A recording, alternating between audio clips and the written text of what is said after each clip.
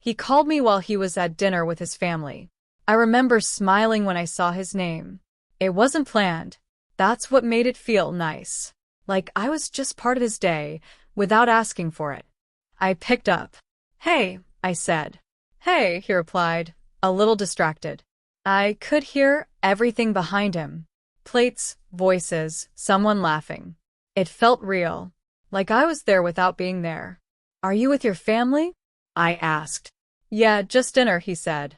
And I don't know why, but that made me feel included. Then I heard his mom's voice. "Who's that?" There was a pause. And then, silence. Not the call dropping. I looked at my phone. Still connected. I could still hear something faint in the background, but not him. That's when it clicked. He muted me. Just like that. Still on the call. Still there. I just wasn't. And I sat there, holding the phone, listening to a dinner I'd just been quietly removed from, trying to understand why something so small suddenly felt like everything. He called me while he was at dinner with his family. I remember smiling when I saw his name. It wasn't planned. That's what made it feel nice. Like I was just part of his day without asking for it. I picked up. "Hey," I said. "Hey," he replied, a little distracted, but warm enough that I didn't question it. I could hear everything behind him. Plates clinking, voices overlapping, someone laughing too loudly at something that probably wasn't that funny. It felt real, like I was there without being there. I leaned back against the couch, letting the sound of it fill the room.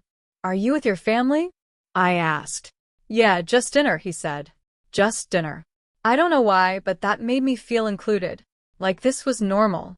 Like I belonged somewhere in that moment, even if it was just through a phone. I could hear someone ask him something in the background. "What did you say?" I asked. "Nothing, hold on," he said, his voice turning slightly away from the phone. I smiled to myself. It felt easy. Familiar. The kind of thing you don't overthink when you believe you're part of someone's life in a real way.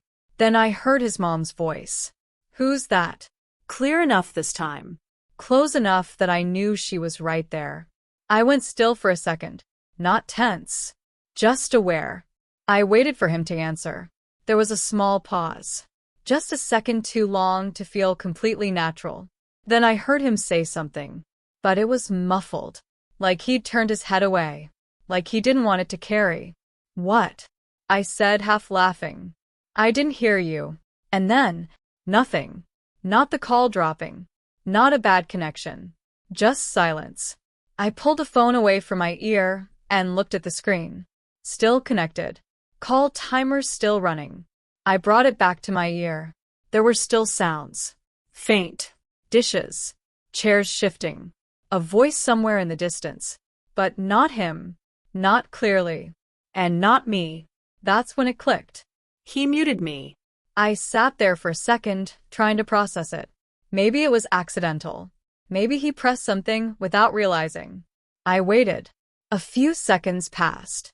Then more. The dinner continued on the other side of that line. I could hear enough to know he was still there, still talking, still part of everything happening in that room. I just wasn't. I spoke just to check. "Hello?" Nothing. No response. No change. Just that same distant background noise. I looked at the screen again. Still connected. Still muted. And suddenly, the whole thing felt strange. Not dramatic. Not immediately painful. Just off. Like I'd stepped into something that didn't quite make sense yet. I lowered the phone slightly, holding it in front of me, watching the seconds pass.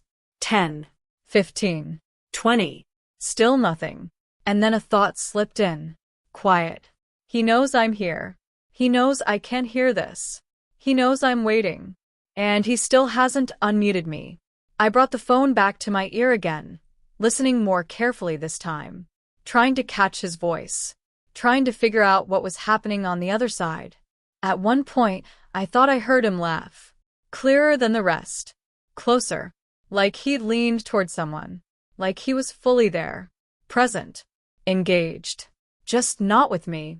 I swallowed, shifting slightly on the couch. This is normal, I told myself. It's a loud dinner. He probably just muted so I wouldn't hear everything. So it wouldn't be awkward. So he could focus. All reasonable. All easy explanations. I nodded to myself, even though no one could see me. Okay, I said quietly, more to fill the space than anything else. But something didn't settle. Because if that was all it was, why didn't he just say it? Why not? Hey, give me a second. Or, it's loud here, I'll call you back. Why leave me here? Still connected. Still listening. Just removed. Another minute passed. Maybe less. It felt longer. And slowly, the feeling shifted. From confusion to something more precise. Not anger. Not yet. Just a kind of quiet awareness. Like I was starting to understand something I hadn't been looking at directly before. I lowered the phone into my lap, still on the call, still connected, still muted. And for the first time, the thought came in clearly. Not loud, not dramatic, just steady. He didn't want me to exist in that moment. Not in that room. Not in that version of his life. And the worst part was, it didn't seem like a difficult choice for him. I didn't say anything about it that night. When he unmuted me a few minutes later, his voice came back like nothing had happened. Sorry, he said quickly. It got a bit loud here. Yeah, I figured, I replied. And I let it go. At least that's what it looked like. We talked for a couple more minutes. Normal things. What I was doing. What he was eating. Something small about his day. Then he said, I'll call you later, okay? Okay, I said. We hung up. And the silence after that felt different. Not heavy. Not emotional. Just noticeable. I set my phone down on the table and sat there for a second. I could have ignored it. I almost did. It was such a small thing. People mute calls all the time. It didn't mean anything. That's what I told myself. But my mind didn't stay still. It went back to that moment, to the pause after his mom asked, "Who's that?" To the way his voice had shifted, to the way I'd suddenly disappeared from a conversation. And once I started thinking about it, other moments started to show up. Not loudly, just one after another. The time he told me about a family gathering after it had already happened. Oh yeah, we had everyone over on Sunday, he said casually. I remember blinking. Everyone? Yeah, just the usual, he said. It was last minute. I nodded. Sounds nice, I said. And I meant it. At least I told myself I did. It didn't occur to me to ask why I wasn't invited. Not seriously. I just assumed there was a reason. There's always a reason. Then there were the times I came up in conversation. Or almost came up. We'd be talking and I'd say something like, "Did you tell your parents about?" And he'd cut in lightly. "Not yet," he'd say. "I will. Always soon. Always eventually. Never now." I didn't push. Because I didn't want to seem like I was forcing something. Because I believed there was a right time for things. Because I trusted that I was already part of his life in a real way. Just not fully visible yet. That's how I explained it. To myself. There was also the way his tone changed sometimes. Subtle. Easy to miss if you weren't paying attention. But I was now. If we were talking and someone in his family came into the room, his voice would shift slightly. Not cold. Not distant. Just adjusted. Like he was speaking into a different version of himself. And I'd feel it, even if I couldn't point to it directly. I used to ignore that. Tell myself it was normal. Everyone acts a little different around their family. That's not a crime. That's just life. And it is. On its own. None of these things meant anything serious. They were small. Defensible. Easy to explain. That's the problem with this kind of thing. Nothing stands out enough to confront. Nothing is obvious enough to demand an answer. So you smooth it over. You tell yourself a story that keeps everything comfortable. I was good at that. I didn't need big gestures to feel secure. I just needed consistency. And he gave me that. We talked regularly. We saw each other often. We had routines. Inside that space, I felt chosen. But now, sitting there after that call, That feeling didn't sit the same way, because the mute button had done something strange. It didn't create a new problem. It just highlighted something that had already been there. I stood up and walked into the kitchen, more out of habit than anything else. Opened the fridge. Closed it again. I wasn't hungry. I just needed something to do. I leaned against the counter and let the thoughts come without trying to stop them. That moment at dinner. The pause. The muting. The continuation of everything on the other side while I stayed connected but removed. And suddenly, it didn't feel like an isolated thing anymore. It felt consistent. Like it fit.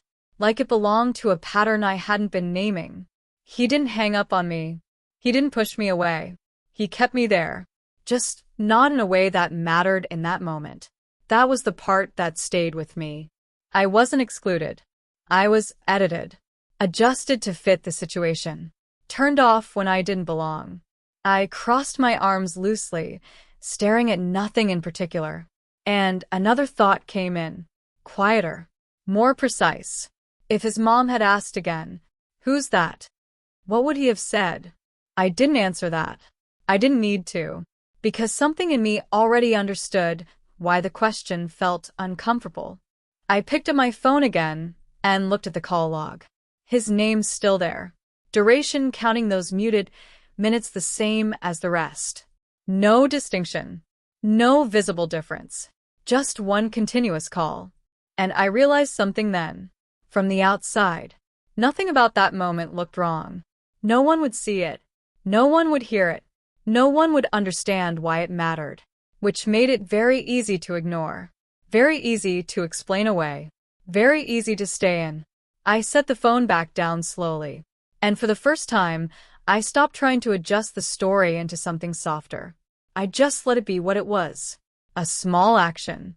A single button. Pressed without hesitation. And somehow, that made it feel less like an accident. And more like a summary. He called me back later that night. Like he said he would. His voice sounded normal. Easy. The same tone he always used when everything was fine. "Hey," he said. "Hey," I replied. A small pause. "How's your evening going?" he asked. "Good," I said. I kept it simple. He started talking about dinner. What they ate. Something his dad said. Something his mom complained about. I listened. Reacted where it made sense. "Sounds like your usual," I said. "Yeah," he laughed. "Exactly." For a few minutes, it felt like nothing had happened. Like that muted gap in the call had just disappeared. But it hadn't. It was sitting there quietly waiting. I let him finish his story. Then I said, "Hey, earlier, when we were on the phone." He didn't react right away. "Yeah," he said. "You muted me," I said. Not accusing. Just stating it. There was a short pause. "Yeah," he said. "It got loud here." Casual. Immediate. Like that explained everything. I nodded slightly, even though he couldn't see me. "I figured," I said. Another small pause. Then I added, "It just felt a little strange." That was all I gave him. Not a speech. Not a long explanation. Just enough. He exhaled lightly. "I mean, it was just easier," he said. "Everyone was talking at once." I let that sit for a second. "Okay," I said. But something in me didn't settle. So I asked, "Why didn't you just tell me?" That made him pause. "What do you mean?" he said. Like, "Hey, give me a second, or I'll call you back," I said. Something like that. Another pause. "I didn't think it mattered," he said. There it was. Simple. Uncomplicated. I leaned back slightly, holding the phone a little tighter. "You didn't think it mattered?" I repeated. "Yeah," he said. "I mean, it wasn't a big deal." I was still on the call. Still on the call. I closed my eyes for a second, then opened them again. I could still hear everything, I said. "Right," he replied. "So, it's not like you were cut off." That made something shift. Quietly. "But I couldn't hear you," I said. Another pause. "Yeah, because I muted it," he said, like that part was obvious. Like I was missing something simple. I swallowed. "I know that," I said. I just, I stopped myself. Reset. It felt like I was there and then suddenly I wasn't, I said. He didn't answer right away. I could hear him thinking now, trying to figure out the right response. I think you're overthinking it, he said finally. Not harsh. Not dismissive in tone. Just certain. It was just dinner, he added. It got busy. I nodded slowly, even though he couldn't see it. I get that, I said. And I did. That wasn't the part that was hard to understand. It's just, I paused, choosing my words carefully.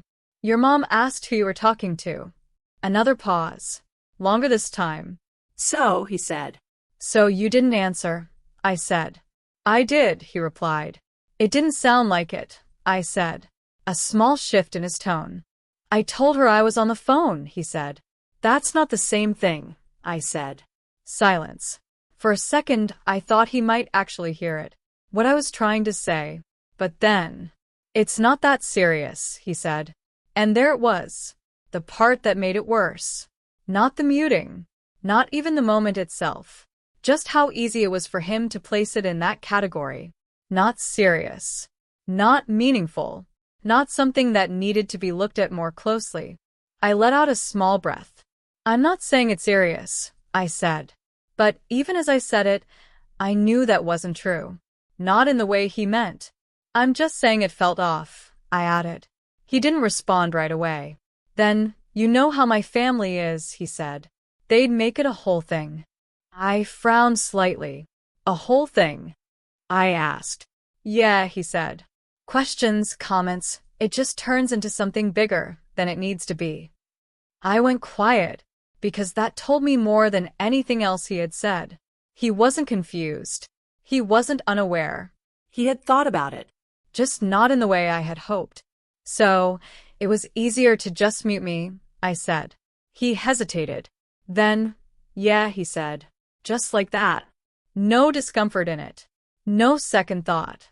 I stared at the wall in front of me, blank, unmoving, and something settled into place. Not sharply. Not painfully. Just clearly. It wasn't that he didn't care about me. That part was still there. I could hear it in his voice. Feel it in the way he talked to me when it was just us. But in that moment, when those two parts of his life touched, he chose the version where I didn't exist. Not out of cruelty. Not out of conflict. Just because it was easier. And the worst part was, he didn't feel any tension about that choice. I shifted slightly on the couch. Okay, I said. He paused. That's it, he asked. Yeah, I replied. Because there wasn't anything else to say that would change what I had just understood. He let out a small breath. All right, he said. I didn't mean anything by it. I know, I said. And I did. That was the problem. Because if he had meant something, I could argue with it, push back, make him see it. But this was just how it worked for him. Natural, effortless, unquestioned. And sitting there, holding the phone, I realized something I hadn't fully allowed myself to think before. I wasn't being pushed out. I was being adjusted, lowered in volume when I didn't fit the setting. And once I saw it that way, I couldn't unsee it. I didn't argue with him after that. I didn't try to explain it again in a different way. I didn't go back and pick apart his words, or ask him to see it from my side, or push him into understanding something he clearly didn't feel. I just stopped. Not talking. Not caring. Just stopped trying to make it mean something better than what it was. We stayed on the phone a little longer. He shifted the conversation to something else. Work, plans for the weekend, something small he wanted to show me later. I followed along, answered where it made sense, but something had already settled inside me. Quietly. Permanently. After we hung up, I didn't reach for my phone again. I didn't replay the conversation.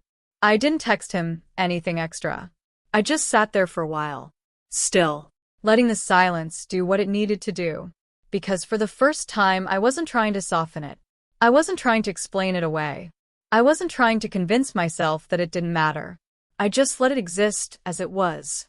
And when I did that, it became very simple. He cared about me. I didn't doubt that. He made time for me. He showed up. He said things that sounded like a future. All of that was real. But there was another part that was also real. He could move through certain spaces of his life without me, not just physically, but completely, without needing to account for me, without instinctively including me, without feeling like something was missing. That was the part one hadn't been naming. Not because I didn't see it, because I didn't want to. I lay back on the couch, staring at the ceiling, the same way I always did when I needed to think without distractions. And I realized something I hadn't fully said to myself before. Love and reality weren't matching up in the same way anymore. He loved me, in the way he knew how, in the spaces where it was easy, in the version of his life where I fit naturally. But when that version overlapped with something else, his family, his public world, the parts of him that were shaped long before me, I wasn't solid there. I was optional, adjustable, something that could be turned down when needed. And the hardest part wasn't that he chose that. It was that he didn't even feel the weight of choosing it. I turned my head slightly, looking at my phone on the table. Still. Silent. No messages. No follow-up. Just normal. And for the first time, I didn't feel the urge to reach for it. To fill the space. To keep the connection active. I let it stay quiet. Because something inside me had gone quiet too. Not in a sad way. Not in a defeated way. Just settled. Like I had stopped arguing with a truth I had been circling for a while. I sat up slowly. Walked into the kitchen. Poured myself a glass of water. Simple movements. Grounding. I leaned against the counter and took a sip. And in that moment I made a decision. Not out loud. Not dramatic. Nothing that would look like a decision from the outside. I just adjusted something internally. I stopped filling in the gaps with hope. Stopped telling myself that soon meant something specific. Stopped interpreting hesitation as depth. Stopped assuming that being loved in private would naturally grow into being claimed in public. I let those ideas go. Not because I was angry, because I was done guessing, done translating, done making something whole out of pieces that only existed separately. I would still be with him. That didn't change. I wasn't walking away. Not like that. But I wouldn't stand in the relationship the same way anymore. I wouldn't place myself in a position where I needed him to choose me in spaces where he clearly didn't know how. I wouldn't wait for a moment that might never come. Instead, I would see things as they were. Respond to what was actually happening, not what I hoped was building underneath it. It felt strange at first. Not lighter. Not heavier. Just different. Like stepping into a version of the same room where the lighting had changed slightly. Everything was still there, but nothing looked quite the same. I took another sip of water and set the glass down. And for a second, I thought about that moment again. The mute button. How small it was. How easy. How forgettable it would be to anyone else. And how clearly it had shown me something I couldn't unsee. I didn't hate him for it. I didn't resent him. I didn't even feel hurt in a sharp, immediate way anymore. I just understood. And once you understand something like that, you don't go back to not knowing it. You don't get to return to the version of yourself who didn't see it yet. I turned off the kitchen light and walked back into the living room. The space felt the same. Calm. Familiar. But I wasn't standing in it the same way. Not anymore. A few days later, he called me again while he was at his parents' house. I could tell before he even said it. The slight echo in his voice. The background noise. The way he spoke a little quicker, like he was fitting the call into something else. Hey, he said. Hey, I replied. You busy? He asked. No, I said. Okay, good. I could hear voices behind him again. Softer this time. Not a full dinner, but people moving around. His mom, maybe. Someone else in the background. I didn't ask. I just listened. We talked about small things. My day. His day. Something he saw that reminded him of me. All of it normal. Easy. If I hadn't known what I knew now, I probably would have felt good in that moment. Included. Chosen. But now I was just aware. Aware of the edges of the conversation, of the space it existed in, of the parts of his life it didn't quite touch. At one point, I heard his mom's voice again. Closer this time. "Who are you talking to?" she asked. Clear. Direct. I didn't move, didn't speak. I just waited. There was a small pause. Not long, just enough to notice. Then he said, "No one, just a quick call." No one. The words landed softly, almost gently, like they didn't even realize what they were. I didn't react, didn't interrupt, didn't correct him. I just listened. "Okay," his mom said, her voice fading as she walked away. The background noise shifted again. And just like that, the moment passed. He kept talking. "So yeah, I might have to move that meeting," he was saying, picking up right where he left off. Like nothing had happened. Like I hadn't just heard what I heard. I leaned back slightly, holding the phone to my ear. "Yeah," I said. My voice sounded normal, even to me. And that was the part that surprised me. Because a week ago, I would have stopped him. I would have said, "What do you mean, no one?" I would have tried to turn it into a conversation. Asked for clarity. Asked for reassurance. Tried to fix it. But now, I didn't feel that urge. Not because it didn't matter. Because it did. Just in a different way. He kept talking for another minute or two. Then said, "Hey, I'll call you back later, okay?" "Okay," I said. We hung up. I lowered the phone slowly, staring at the screen for a second before it went dark. No one. I repeated it in my head once. Not over and over. Just once. Enough to let it settle. It didn't feel shocking. Not like it might have before. It felt confirming. Like something I had already understood had just been said out loud. I stood up and walked toward the window. Outside, everything looked the same as it always did. cars passing. People moving.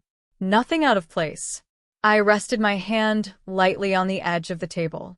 And for a second, I let myself feel it. Not dramatically. Not overwhelmingly. Just clearly. I wasn't hidden. Not exactly. He wasn't ashamed of me in some obvious, deliberate way. But I also wasn't claimed. Not in the spaces that mattered to him in a different way.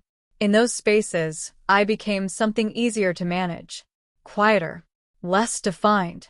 Something that could be reduced to no one without creating friction. And the hardest part wasn't even the word itself. It was how naturally it came to him. No hesitation. No correction after. No, just said. And moved past. I let out a slow breath and stepped back from the window. I didn't feel angry. I didn't feel the need to confront him. Because this time, there was nothing unclear about it. No confusion to resolve. No misunderstanding to fix. This wasn't something I needed him to explain. It was something I needed to accept. I walked back to the couch and sat down. Picked up my phone again. Set it back down. And I realized something in that quiet moment. I wasn't trying to find a way to stay in the same place anymore. I wasn't trying to reshape what I had just seen into something softer. I was just adjusting to it. Understanding the limits of where I existed in his life. Not as an idea. Not as a possibility. But as it actually was. And once I saw it that clearly, there was nothing left to argue with. The mute button is still there. Same little icon on the screen. Same easy tap. Same ordinary function people use 100 times a day without attaching any meaning to it. That's what makes it such a cruel object to carry around in your head. Not cruel because it was designed that way. Cruel because something so small can divide your life so neatly into before and after. Before that dinner, I could still tell myself a story that felt comforting. Not perfect. Not dramatic. Just comforting. That we were building something steady. That the reason I hadn't fully entered his family world yet was timing. Circumstance. Personality. Complexity. Adult life being messy in ordinary ways. That soon meant soon. That being loved in private was naturally moving toward being known in public. I believed that for a long time, not because I was naive, because there was enough truth in it to keep me there. He did love me. I still believe that. He called. He checked in. He remembered details. He reached for me in quiet moments. He made me part of his routines in ways that felt real because they were real. That was the confusing part. Nothing about us felt fake when it was just us. That's why the mute button landed the way it did. It didn't expose a lack of feeling. It exposed a limit, a border, a place where his affection for me stopped being something he carried naturally into the rest of his life. And once I understood that, I couldn't go back to the version of myself who still thought love would solve it on its own.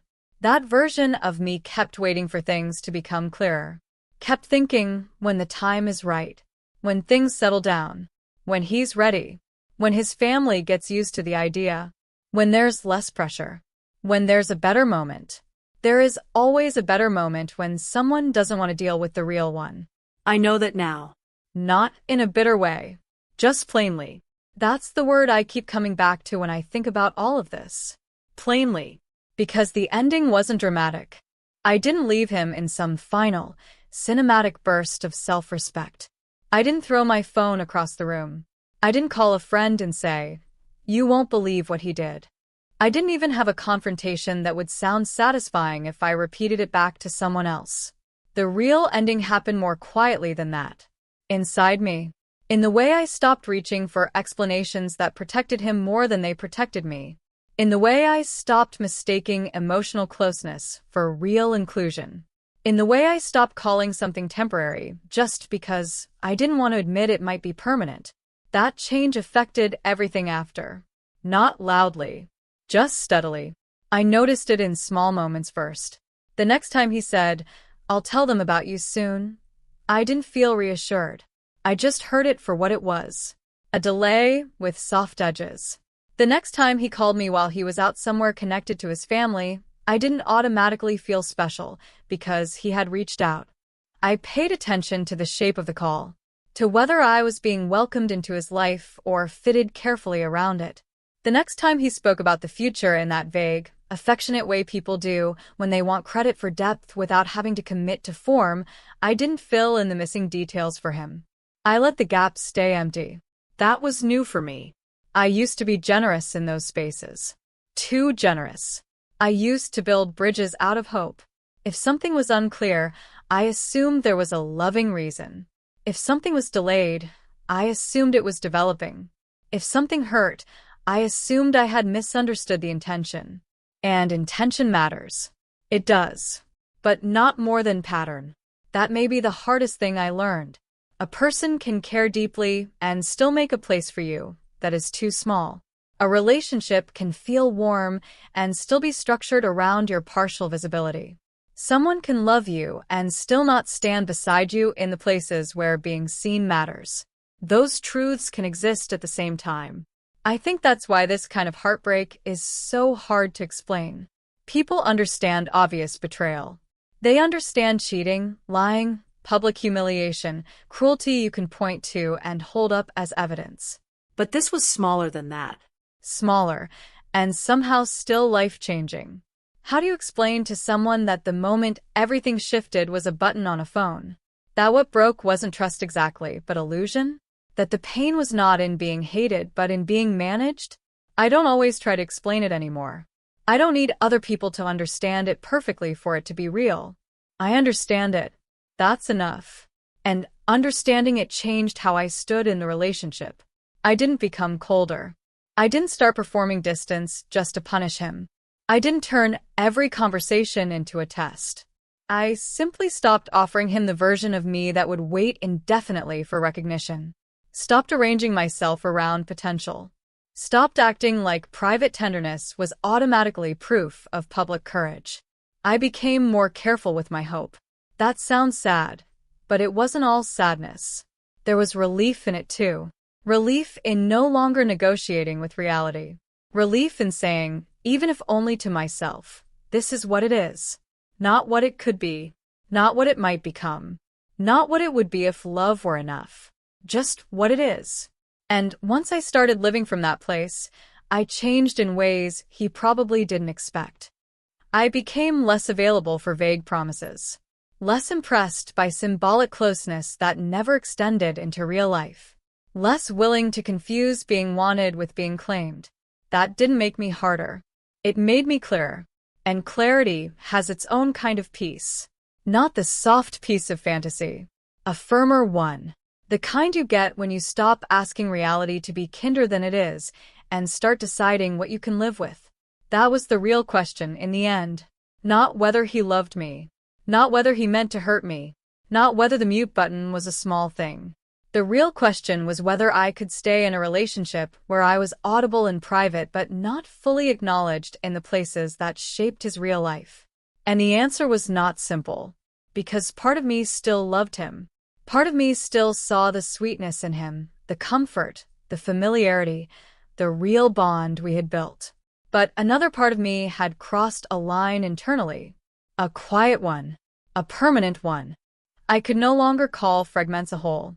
I could no longer pretend that being edited out was the same thing as being protected, or that delay was the same thing as care. Once you know the difference, you know it. That's the thing no one tells you.